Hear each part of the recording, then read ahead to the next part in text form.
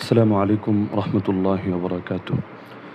الحمد لله وحده وكفى وسلام على عباده الذين اصطفى أما بعد. فأعوذ بالله من الشيطان الرجيم. بسم الله الرحمن الرحيم. فطرة الله التي فطر الناس عليها لا تبديل لخلق الله ذلك الدين القيم. آمنت بالله صدق الله العلي العظيم. আজ আমাদের আলোচ্য বিষয় হলো ইসলামের দৃষ্টিতে ট্রান্সজেন্ডারবাদের বা ট্রান্সজেন্ডারিজমের হুকুম কি, এটা কি হারাম নাকি এটা কুফর, এবং যারা এর সাথে জড়িত হবে, এতে আইন প্রণয়ন করার দ্বারাই জড়িত হোক অথবা তারা এগুলো নাটক সিনেমার দ্বারা প্রচার প্রসার করার দ্বারাই জড়িত হোক অ্যাটসেট্রা, তো ইসলামের দৃষ্টিতে তাদের বিধান কি হবে? আমরা কি তাদেরকে কাফের বলবো নাকি তাদেরকে কবিরা গুনাহে লিপ্ত গোমরাহ এবং পাপিষ্ঠ ব্যক্তি বলে আখ্যায়িত করবো? এ সম্পর্কে মৌলিক কিছু কথাবার্তা আমরা আলোচনা করব। প্রথমে আমরা দেখে নিই ট্রান্সজেন্ডারিজমের মূল কথা আসলে কি। ট্রান্সজেন্ডারিজমের মূল কথা হলো যে মানুষের মানসিক লিঙ্গ দৈহিক লিঙ্গ থেকে পৃথক হতে পারে এবং মানুষের লিঙ্গকে তার মানসিক লিঙ্গ অনুযায়ী নির্ধারণ করতে হবে। তো দৈহিকভাবে একজন পুরুষ যদি নিজেকে নারী বলে দাবি করে কিংবা দৈহিকভাবে একজন নারী যদি নিজেকে পুরুষ বলে দাবি করে, তাহলে এ ধরনের দাবির সামাজিক ও আইনি স্বীকৃতি দিতেই হবে। একই উদ্দেশ্যে অপারেশন বা হরমোন ট্রিটমেন্ট করে কোনো পুরুষ দেহকে নারী দেহে অথবা কোনো নারী দেহকে পুরুষ দেহে রূপান্তর বা মানসিকভাবে বিপরীত লিঙ্গের দাবি করা, পুরুষকে নারীদের মতো এবং নারীদের মতো নারীকে পুরুষদের মতো সব ধরনের অধিকার, পোশাক পরা থেকে শুরু করে সব ধরনের অধিকার দিতে হবে। এই যে কথাগুলো, এটাই হলো ট্রান্সজেন্ডারিজমের মূল কথা। তো এখন এই ট্রান্সজেন্ডারিজম নিয়ে আমরা মূল রূপটা যখন বুঝে ফেললাম, তো সেই ক্ষেত্রে এখন আমরা তার বিধানের সম্পর্কে মৌলিক কিছু কথাবার্তা আরোজ করতে পারি ইনশাআল্লাহ। তো এখন এই ট্রান্সজেন্ডারিজম এটা হলো মানবতার জন্য বহু বড় এক হুমকি, বহু বড় ধরনের একটা ফিতনা।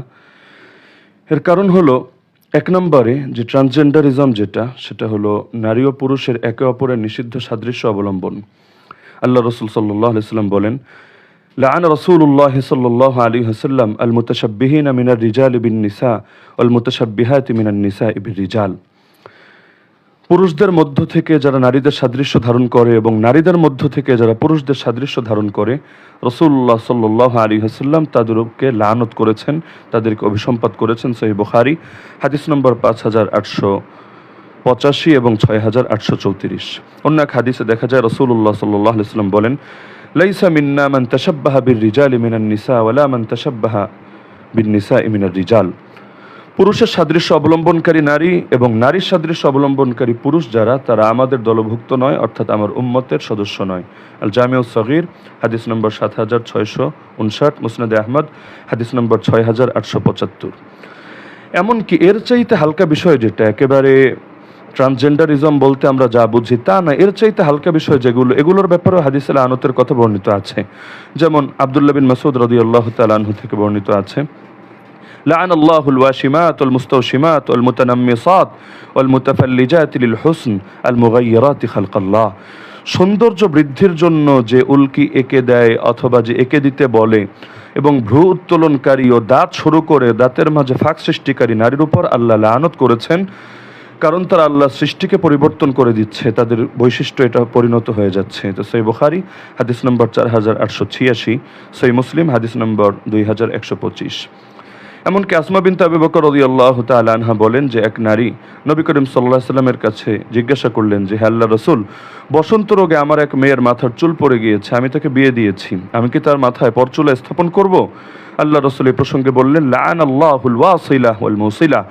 পরচুলা স্থাপনকারী নারী ও পরচুলা ব্যবহারকারী নারীর প্রতি আল্লাহ তাআলা লানত করেছেন, অভিশাপ দিয়েছেন। সহিহ বুখারী হাদিস নম্বর 5941। তাহলে দেখা যাচ্ছে যে নারী এবং পুরুষের সাদৃশ্য ধারণ করাকে ইসলাম যেখানে কঠোরভাবে নিষেধ করেছে এবং আল্লাহ তাআলার লানতপ্রাপ্ত একটা কাজ বলে উল্লেখ করেছে, সেখানে মানসিক লিঙ্গের বহিঃপ্রকাশ ঘটিয়ে দৈহিক লিঙ্গের বাইরে গিয়ে নতুন আরেকটা রেভলিউশন এবং বিপ্লব, এটাকে ইসলাম কোন নজরে দেখে এটা বুঝতে খুব বেশি মেধার দরকার আছে বলে মনে হয় না।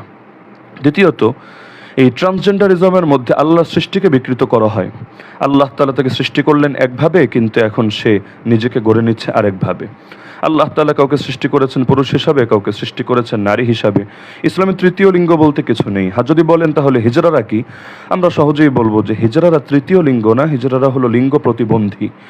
লিঙ্গ প্রতিবন্ধী হওয়া ভিন্ন জিনিস, আর তৃতীয় লিঙ্গ হওয়া ভিন্ন জিনিস। যারা হিজড়া, আমাদের নজরে তাদেরকে হিজড়া মনে হতে পারে, কিন্তু ইসলামের দৃষ্টিতে আল্লাহ তাআলার নজরে তারা হয়তো পুরুষ অথবা মহিলা।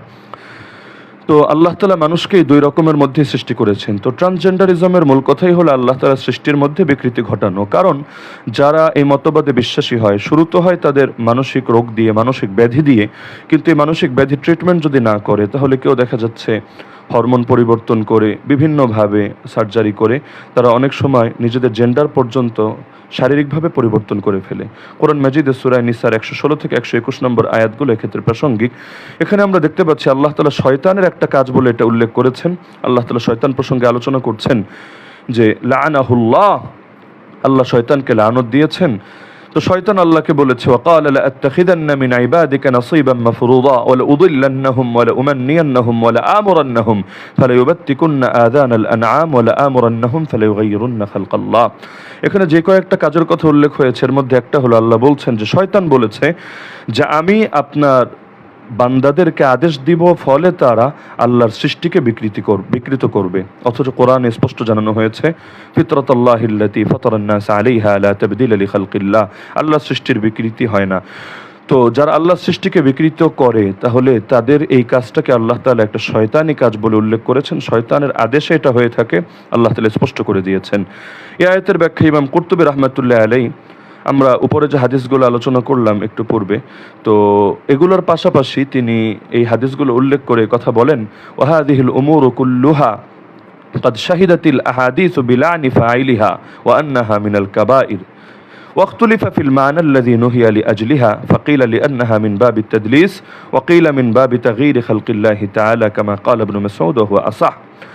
এই যে জিনিসগুলো, এই কাজগুলো যারা করে তাদেরকে হাদিসের মধ্যে লানত ঘোষণা করা হয়েছে, এবং কাজগুলো যে কবিরা গুনাহ এটা স্পষ্টভাবে উল্লেখ করে দেওয়া হয়েছে। তো এখন কেন কবিরা গুনাহের একাধিক ব্যাখ্যা আছে। এর মধ্যে আব্দুল্লাহ বিন মাসউদ রাদিয়াল্লাহু আনহু যে ব্যাখ্যার কথা উল্লেখ করেছেন, অর্থাৎ এতে আল্লাহ তাআলার সৃষ্টির বিকৃতি হয়, এটাই হলো সবচেয়ে বিশুদ্ধ ব্যাখ্যা। তো এই সমস্ত কথাকে সামনে রেখে আরও অনেক দিক যেহেতু এর সাথে জড়িত আছে, যেহেতু ট্রান্সজেন্ডারবাদের মধ্যে ছেলে একজন মেয়ে হয়ে যায়, মেয়ে একজন ছেলে হয়ে যায়, শরীফ হয়ে যায় শরীফা, আবার শরীফা হয়ে যায় শরীফ, এর দ্বারা বহু ধরনের সামাজিক সমস্যা দেখা দেয়। আল্লাহ তাআলার বিধান প্রয়োগও সমস্যা দেখা দেয়। কারণ হলো শরীয়তের অসংখ্য বিধানের সম্পর্ক আছে জেন্ডারের সাথে। তো এখন যদি দেখা যায় ছেলে মেয়ে সেজে যায়, মেয়ে সেজে যায়, তাহলে সালাতের বিধান, হজের বিধান, বিয়ের বিধান, তালাকের বিধান, ইদ্দতের বিধান, বংশ পরিচয়ের বিধান, পর্দার বিধান, সতরের বিধান, সাক্ষর বিধান, কাজার বিধান, ইমামতের বিধান, আবার রাষ্ট্র নেতৃত্ব, রাষ্ট্রপ্রধান হওয়ার বিধান, মিরাস উত্তরাধিকার ইত্যাদি সংক্রান্ত বহু বিধানের মধ্যে পরিবর্তন ঘটে। তার মানে অপরাধ একটা, কিন্তু একই অপরাধ বহু ধরনের অপরাধের পথ খুলে দেয়। এমনকি শুধু ধর্মীয় দৃষ্টিকোণ থেকেও না, সামাজিক দৃষ্টিকোণ থেকে আর বহু ধরনের সমস্যা দেখা দেয়, পুরো সমাজটাই বিশৃঙ্খল হয়ে যায়। যেমন আমেরিকাতে একটা ঘটনা দেখা গিয়েছে, ডেমি মাইনর নামে এক ব্যক্তি যে খুনের দায়ে দণ্ড পেয়েছিল, সে হঠাৎ নিজেকে পুরুষ থেকে নারী বলে দাবি করলো। তো যার কারণে মার্কিন কর্তৃপক্ষ, মার্কিন আদালত তাকে নারীদের জেলে পাঠিয়ে দিল। তো এখন ডেমি মাইনর নারীদের জেলে গিয়ে দুইজন নারীর সাথে শারীরিক সম্পর্ক স্থাপন করে বসলো তার ন্যাচারাল এবং ফিজিক্যাল চাহিদার কারণে। এখন ফলে দেখা গেল যে সেই দুজন নারী তারা প্রেগনেন্ট হয়ে গেল, পরবর্তীতে তাকে বাধ্য হয়ে আবার পুরুষদের জেলে স্থানান্তরিত করা হলো। তো এরকম বহু ধরনের জটিলতা দেখা দিতে থাকে এই এক বিধানের কারণে। তো যেহেতু এর সাথে অনেক কিছুর সম্পর্ক জড়িয়ে যায়, সামাজিক বিশৃঙ্খলা, ধর্মীয় বিশৃঙ্খলা, সব কিছুই, এজন্য এটা নিঃসন্দেহে ইসলামের মৌলিক আকিদা বিশ্বাসের পরিপন্থী, ইসলামের মূল চেতনা, মূল আদর্শের পরিপন্থী। কারণ সন্তান তার জেন্ডার কি হবে, ছেলে হবে নাকি মেয়ে হবে, এখানে বান্দার ইচ্ছার কোনো দখল নেই, এটা পুরোটাই রব্বুল আলামিনের নিয়ন্ত্রণে, এতে কারো হস্তক্ষেপের সুযোগ রাখা হয় নাই। তো এখন কোরআন মাজিদও আল্লাহ বাস্তবতা জানিয়েছেন। সূরা সূরা আয়াত 49 এবং 50 আল্লাহ বলেন লিল্লাহি মুলকুস সামাওয়াতি ওয়াল আরদ, আসমান এবং জমিনের একচ্ছত্র রাজত্ব আল্লাহর। ইয়াখলুকু মা ইয়াশা, তিনি যা ইচ্ছা তা সৃষ্টি করেন। ইয়াহাবু লিমান ইয়াশাউ ইনাসা ওয়া ইয়াহাবু লিমান ইয়াশাউ যুকুর, তিনি যাকে ইচ্ছা কন্যা সন্তান দান করেন, আবার যাকে ইচ্ছা পুত্র সন্তান দান করেন। আও ইউযাউযুহুম যুকরানা ওয়া ইনাসা, অথবা পুত্র ও কন্যা উভয়টাই আল্লাহ দান করেন। ওয়া ইয়াজআলু মান ইয়াশাউ আকীমা, আর তিনি যাকে চান তাকে বন্ধা করে দেন, তার না পুত্র হয় আর না কন্যা হয়। ইন্নাহু আলিমুন কাদির, তিনি সর্বজ্ঞ সর্বশক্তিমান। তো আয়াতের মধ্যেও তো আল্লাহ তাআলা জানিয়ে দিলেন যে পুত্র হবে না কন্যা হবে, কন্যা হবে না পুত্র হবে, এটা আল্লাহ তাআলার ইখতিয়ার, এখানে বান্দার ইচ্ছার কোনো দখল নেই। তাহলে যেই বিষয়ে বান্দার দখল নেই সেই বিষয়ে তার হস্তক্ষেপেরও তো সুযোগ নেই। যেমন ছবি অঙ্কনকে ইসলাম এত কঠোরভাবে হারাম কেন করেছে, যার কারণে ভাস্কর্যের বিরুদ্ধেও আমাদেরকে কঠোর আন্দোলন ও প্রতিবাদ করতে হয়েছে। মূল বিষয় তো এটাই, এই তাসওয়ির বা ছবি অঙ্কনের দ্বারা আল্লাহ তাআলার সৃষ্টির সঙ্গে সাদৃশ্য হয়। কিয়ামতের দিন আল্লাহ তাআলা ছবি অঙ্কনকারীদেরকে বলবেন, তোমরা যে ছবিগুলো অঙ্কন করেছো এগুলোর মধ্যে প্রাণ দাও, যদি দিতে পারো তাহলে মুক্তি, যদি না দিতে পারো, যতদিন দিতে পারবা না ততদিন তোমাদের জন্য শাস্তি। তাহলে আল্লাহ তাআলার সৃষ্টির সঙ্গে সাদৃশ্য অবলম্বন করা অথবা আল্লাহ তাআলার সৃষ্টিকে বিকৃত করা, পরিবর্তন করে, সবগুলো ইসলামের মূল টার্মসের সাথে, মূল চেতনা, মূল আদর্শের সাথে নিঃসন্দেহে সাংঘর্ষিক। এখন এগুলোর ব্যাপারে আমরা ধর্মীয় দৃষ্টিকোণ থেকে যদি আলোচনা করি, তাহলে সেই ক্ষেত্রে আমরা কিছু বাস্তবতা সামনে নিয়ে আসি যে বুঝলাম যে এটা একটা কবিরা গুনাহ, এটা একটা ইসলামের মূল আকীদা পরিপন্থী, আদর্শ পরিপন্থী কাজ। কিন্তু এই মতবাদটাকে আমরা এক বাক্যে কি বলতে পারি? আমরা কি এটাকে এক বাক্যে আমরা হারাম মতবাদ বলবো, নাকি কুফরি মতবাদ ও ঈমান বিধ্বংসী মতবাদও বলতে পারি? দ্বিতীয়ত, আমরা মতবাদের ব্যাপারে হুকুম যেটা লাগালাম, এখন এই মতবাদে যারা লিপ্ত হবে তাদেরকে আমরা কি বলবো? আমরা কি এক বাক্যে কাফের বলবো, নাকি আমরা গোমরা বলবো?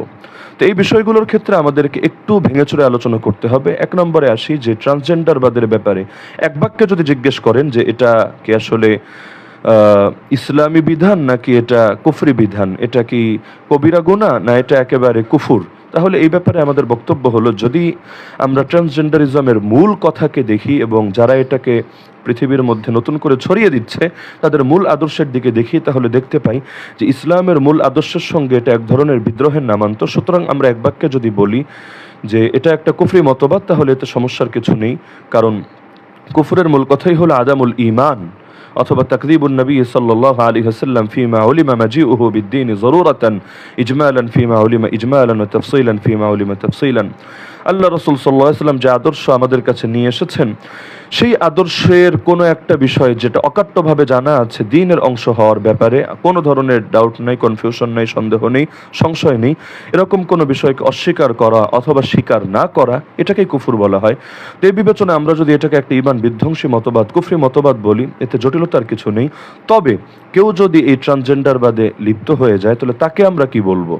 যেমন সম্প্রতি দেখা যাচ্ছে কোনো মডেল নায়ক তারা পয়সার কাছে বিক্রি হয়ে গিয়ে এগুলোর পক্ষে নাটক সিনেমা তৈরি করছে, অনেকে পরিচালনা করছে, অনেক কোম্পানি এগুলোকে প্রমোট দিচ্ছে, ফান্ডিং করছে, তাদেরকে আমরা কি বলবো? তো এই ব্যাপারে আমাদের বক্তব্যটা একটু ভাগ করে দিতে হবে। যেমন দারুল মাহফুজ দেওবন্দের একটা ফতোয়া এই ক্ষেত্রে আমরা সামনে রাখতে পারি উদাহরণ হিসাবে। সেখানে স্পষ্ট লেখা আছে, তাবদীল ইয়ে জিন্স বানাসে কাতে শারআন হারাম হ্যায়।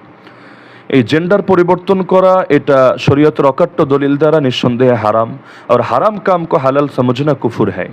এখন যেটা সুনিশ্চিতভাবে হারাম সেটাকে যদি কেউ হালাল মনে করে তাহলে অবশ্যই সেটা কুফুর। আর এটা যে হারাম এটা এখন সর্বজন বিদিত বিষয়ে পরিণত হয়ে গিয়েছে, ব্যাপক থেকে ব্যাপকতর আলোচনা হওয়ার কারণে। এবং এ ব্যাপারে আহলে হক ওলামায়ে কেরামের মধ্যে কোনো ধরনের ইখতিলাফও নেই, তার মানে সর্বসম্মত মত হিসাবে প্রতিষ্ঠিত আছে। আর উম্মতের সর্বসম্মত মত এটা শরীয়তের অকাট্য দলিল। তো এই সমস্ত কারণে এই যে কাজগুলোকে কেউ যদি হালাল মনে করে তাহলে এটা অবশ্যই কুফর। इसलिए इस हराम काम की कानून साजी में हिस्सेदारी, फरूग देने में शिरकत और उसकी हिमायत में खड़ा होना हलाल समझते हुए कुफर का मुजिब होगा। সুতরাং এই হারাম কাজের ব্যাপারে কেউ যদি আইন প্রণয়নে অংশগ্রহণ করে অথবা এগুলোকে সামাজিকভাবে প্রচার প্রসারে সে অবদান রাখে অথবা এগুলো সমর্থনে সহযোগিতায় সে যদি দাঁড়িয়ে যায়, এটাকে হালাল মনে করে। কারণ সাধারণত যারা এগুলো করে এদের বড় একটা অংশই নিজের গলা থেকে ইসলামের বন্ধনকে খুলে ফেলে ইসলামের বিধানকে তারা ড্যাম কেয়ার করে, এটা তাদের কাছে উল্লেখযোগ্য কোনো বিষয়ই না। তো এই ধরনের মনমানসিকতা যারা রাখে তাদের জন্য এটা অবশ্যই কুফরকে অপরিহার্য করবে, তারা ইসলাম থেকে খারেজ হয়ে যাওয়ার আশঙ্কা রয়েছে। এবং স্পেসিফিকভাবে কারো ব্যাপারে কুফরের হুকুম আরোপ করতে চাইলে তাহলে এই বিষয়ে যোগ্য বিজ্ঞ প্রাজ্ঞ আলেম থেকে যারা তাকফির বিষয়ে ফতোয়া দানের যোগ্যতা রাখে তাদের থেকে ফতোয়া নিতে হবে। আমরা এখানে আম হুকুম, সাধারণ হুকুম বলছি, কিন্তু ব্যক্তি বিশেষের প্রসঙ্গ আসলে যে অমুকের পুত্র অমুক, তার ব্যাপারে আমরা কি হুকুম দিব, এটা জনসাধারণের কাজ না, এটা আপনাদের কারো কাজ না, বরঞ্চ এটা আলেম ওলামার থেকে ফতোয়া নিয়ে নিতে হবে। हाँ, अगर कोई हराम समझते हुए फिर भी हिमायत करता है तो उसको काफिर करार नहीं दिया जाएगा। কেউ যদি এটাকে হারাম মনে করে এবং সে তার আচরণ দ্বারা স্পষ্ট, কথাবার্তা দ্বারা স্পষ্ট, সে এটাকে আসলে হারামই মনে করে, কিন্তু পয়সার কারণে, দুনিয়ার কোনো ধান্দার কারণে, দুনিয়ার কোনো স্বার্থের কারণে সে সেটাতে লিপ্ত হচ্ছে, তাহলে তাকে কাফের বলা উচিত না। এর পক্ষে তারা বিভিন্ন দলিলগুলো এনেছেন। এখানে আমরা একটা মূলনীতি বুঝাই, যেই মূলনীতিটা তালিবুল ইলমদের জন্য বিশেষভাবে উপকারে আসবে ইনশাআল্লাহ, যে আসলে কেউ যদি হারামকে হালাল মনে করে তাহলে সেই ক্ষেত্রে আমরা হুকুমটা কি দিব। যেমন রাদ্দুল মুহতার ফতোয়া শামী 2য় খণ্ড 292 নম্বর পৃষ্ঠা। আমরা এখানে এবার ব্যাপারে কিছু মৌলিক আলোচনা পাচ্ছি। আমরা প্রথমে আলোচনাটা দেখি, তাহলে বুঝতে ইনশাআল্লাহ সহজ হবে। মাতলাবুন ইস্তিহলালুল মাসিয়াতিল কাতঈয়াতি কুফরুন। প্রথমে বলা হচ্ছে যে অকাট্য গুনাহ যেটা, সেটাকে হালাল মনে করা অবশ্যই কুফর। লাকিন ফি শারহিল আকাঈদিন নাসাফিয়া, কিন্তু শারহে আকাঈদ নাসাফি গ্রন্থের মধ্যে স্পষ্ট লেখা আছে ইস্তিহলালুল মাসিয়াতি কুফরুন ইযা সাবাতা কাউনুহা মাসিয়াতান বিদালিলিন কাতঈয়িন, যে গুনাহকে হালাল মনে করা তখন কুফর হবে যখন সেই গুনাহটা হারাম হওয়ার বিষয়টা অকাট্য দলিলের দ্বারা জানা যাবে। ওয়ালা হাদা তাফাররা, এর ভিত্তিতে শাখা মাসালা বের হয়ে এসেছে। মা যাকারা ফিল ফাতাওয়া, যেটা ফতোয়ার মধ্যে উল্লেখ হয়েছে, মিন আন্নাহু ইযা আতাকাদাল হারামা হালালান ফাইন কানা হুরমাতুহু লিআইনিহি ওয়া ক্বাদ সাবাতা বিদালিলিন কাতঈয়িন ইয়াকফুরু ওয়া ইল্লা ফালা বিআন তাকুনা হুরমাতুহু লিগাইরিহি আও সাবাতা বিদালিলিন যান্নিয়িন।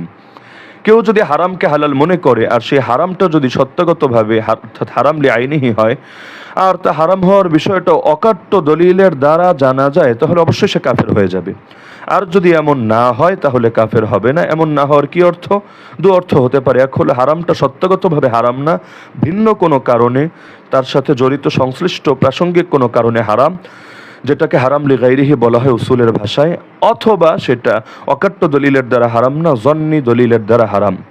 ওয়াবাদুহুম লাম ইউফাররিক বাইনাল হারামি লিআইনিহি ওয়া লিগাইরিহি, কেউ কেউ এই পার্থক্যটা করেননি। ইমাম ইবনে আবিদিন শামী রাহমাতুল্লাহি আলাইহি ক্লিয়ার করে দিচ্ছেন যে অকাট্য দলিলের বিষয়টা তো স্পষ্ট, যে অকাট্য দলিলের দ্বারা যে বিষয়টা হারাম হওয়া প্রমাণিত, সেটাকে অস্বীকার করা হলে কাফের বলা হবে, কিন্তু সেটা হারাম লিআইনিহি হতে হবে, হারাম লিগাইরিহি হলে হবে না। এই পার্থক্যটা অনেকে করেন না। তারা বলেন ওয়াকালা মান ইস্তাহাল্লা হারামান ক্বাদ উলিমা ফি দীনিন নবী সাল্লাল্লাহু আলাইহি ওয়াসাল্লাম তাহরিমুহু কানিকাহিল মাহারিমি ফাকাফিরুন। আল্লাহর রাসূল সাল্লাল্লাহু আলাইহি ওয়াসাল্লামের দ্বীনের মধ্যে, শরীয়তের মধ্যে যে বিষয়টা হারাম হওয়াটা সুনিশ্চিতভাবে জানা গিয়েছে, যেমন মাহরামকে বিয়ে করা, এটা সুনিশ্চিতভাবে হারাম, আল্লাহ রসুলের দ্বীন এবং শরীয়তের মধ্যে এটা স্পষ্ট আছে। এখন কেউ যদি এই জাতীয় কোনো হারামকে হালাল মনে করে, অবশ্যই সে কাফের হয়ে যাবে।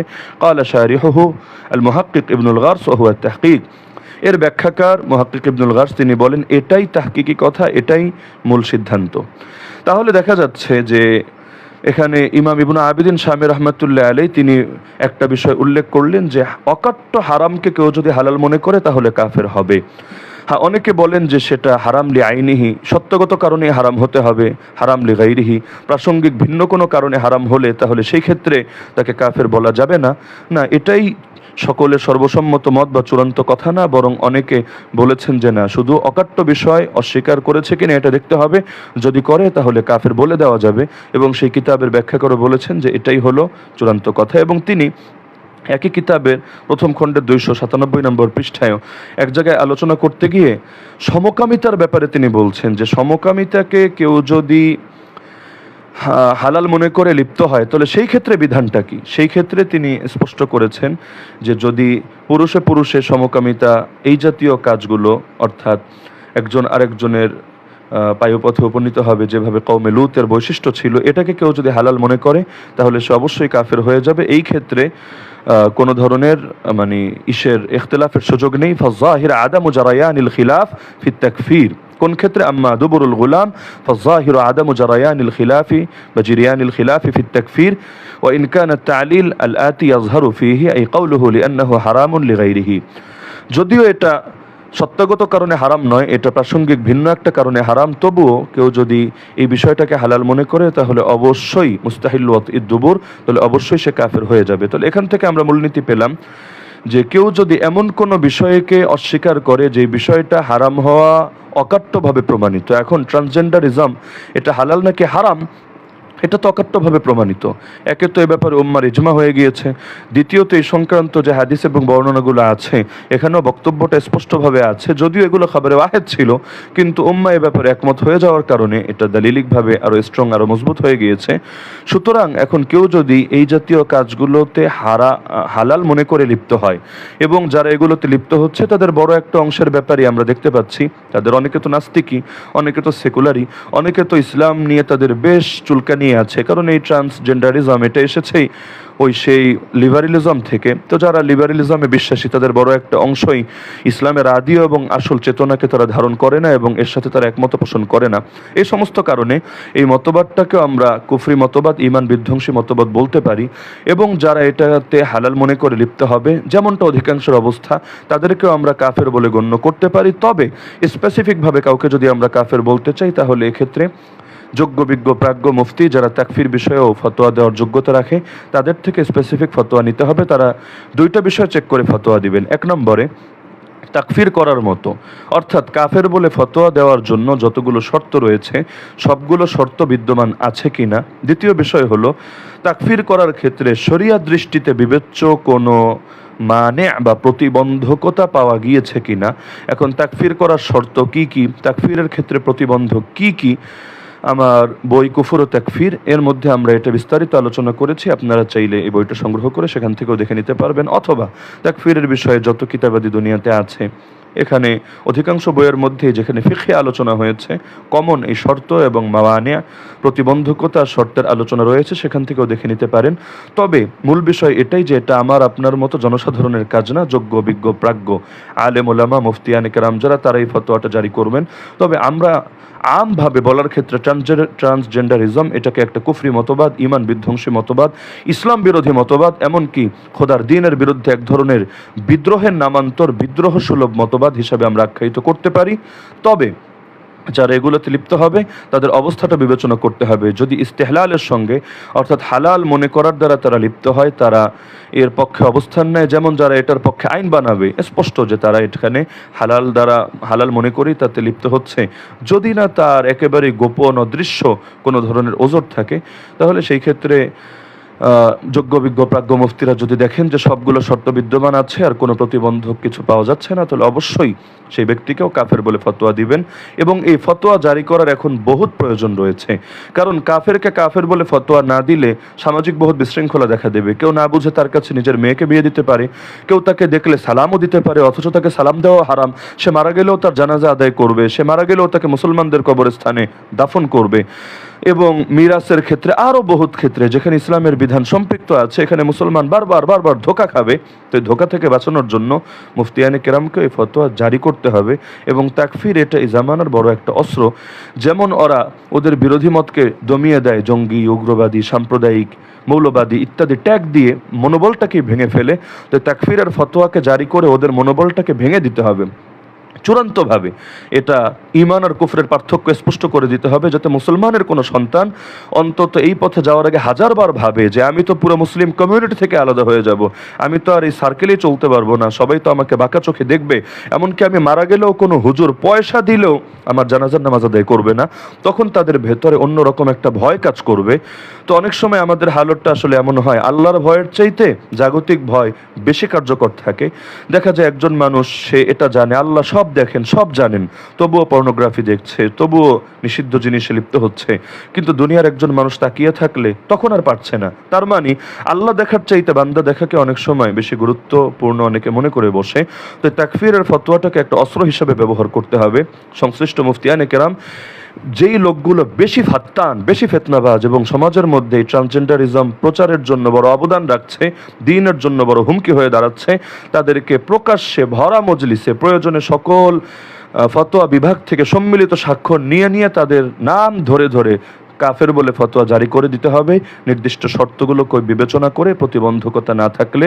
এতে সবচাইতে বড় যে সুবিধা হবে, ইনশাআল্লাহ ধীরে ধীরে তারা একঘরে হবে, তাদের মনোবল ভেঙে যাবে। এটাই আমাদের জন্য সাংস্কৃতিক যুদ্ধে এগিয়ে যাওয়ার অন্যতম একটা উপলক্ষ্য হবে। আল্লাহ তাআলা আমাদের সবাইকে এই কথাগুলো সঠিকভাবে বোঝার এবং আমল করার তৌফিক দান করুন। সাউন্ড নিয়ে অনেকে সমস্যার অভিযোগ করেছেন, ইনশাআল্লাহ এটা পরবর্তীতে আমরা ভিডিও আকারে আপলোড করব, তখন ইনশাআল্লাহ আপনারা ক্লিয়ার সাউন্ডের সঙ্গে পেয়ে যাবেন। আর আমরা এই সমস্যাগুলো শীঘ্রই ইনশাআল্লাহ সমাধান করে ফেলবো, যাতে সাউন্ড আরও ভালো থাকে এবং সকল ধরনের সমস্যা থেকে মুক্ত থাকে। দোয়া প্রার্থী, আল্লাহ তাআলা আমাদেরকে এক্ষেত্রেও এগিয়ে যাওয়ার তৌফিক দান করুন। আমিন। ও আখিরু দাওয়ানা আলহামদুলিল্লাহি রাব্বিল আলামিন।